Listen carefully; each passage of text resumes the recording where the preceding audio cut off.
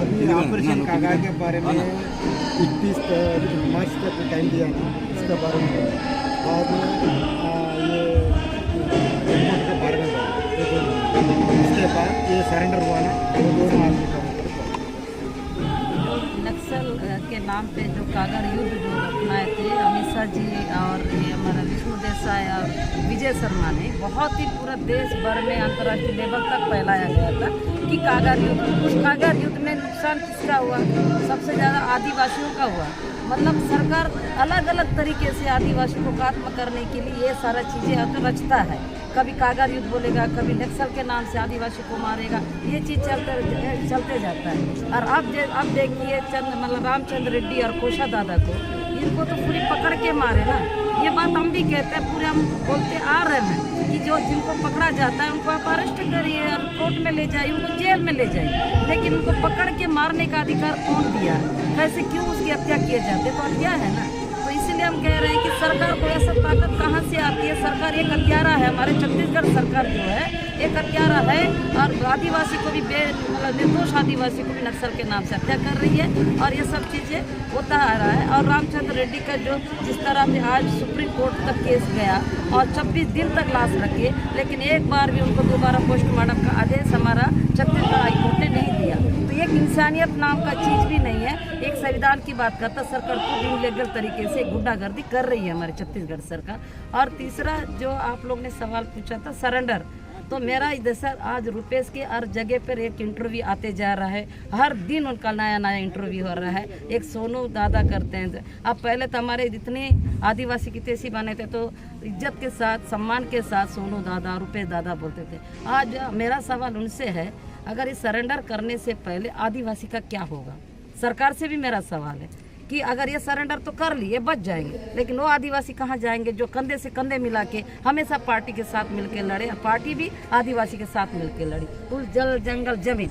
तो मेरा सवाल ये है, आज रुपेश दादा जो आए हैं सरेंडर करे, और जो वो बोलते हैं मैं सरेंडर नहीं करा हूँ, लेकिन सरकार तो बोल रही है सरेंडर किया है। और सोनू दादा, अब उन लोग से और सरकार तीनों से मेरा एक सवाल है, तो क्या आज बस्तर में जो पहाड़ों को छीनना सरकार बंद करेगी क्या? ये सवाल का जवाब दे। वहाँ का जल जंगल जमीन छीनना बंद करेगी क्या?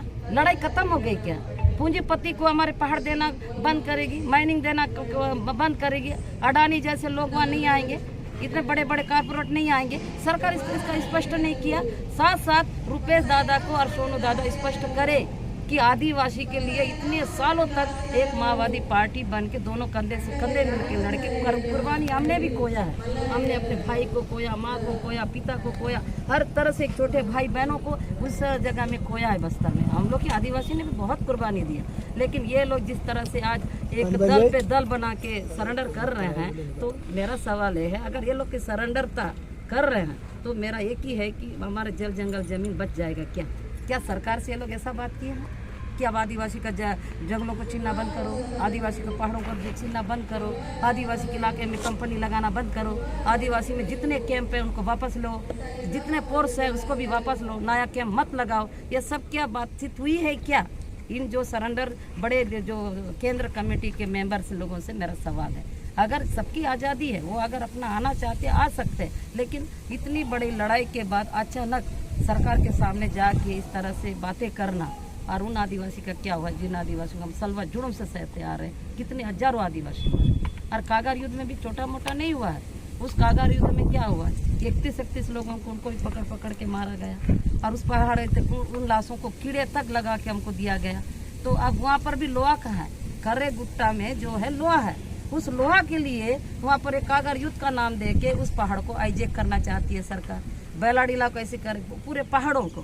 तो हमारा साफ सुथरा सवाल है रुपेश से भी, सोनू दादा से भी और सरकार से भी, पहले ये तय करे हमारे आदिवासी का जल जंगल जमीन पूरी तरह से दे रहे हैं क्या, और अभी कभी वहाँ पर पूंजीपति को आने नहीं देंगे क्या?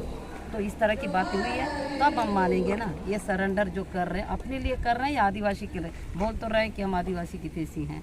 संविधान मतलब 5वीं अनुसूची 6वीं अनुसूची को लागू कराने के बाद मूलवासी बचाओ मंच को जो प्रतिबंध हो तो हटना ही था। 1 साल का सरकार ने किया था प्रतिबंध, 1 साल का, तो आ ही गया है, यही समय पर हटना था, वो प्रतिबंध हट जाएगा। जो मूलवासी बचाओ मंच से जितने लोग जेलों में हैं तो उनकी निःशर्त रिहा होगी क्या?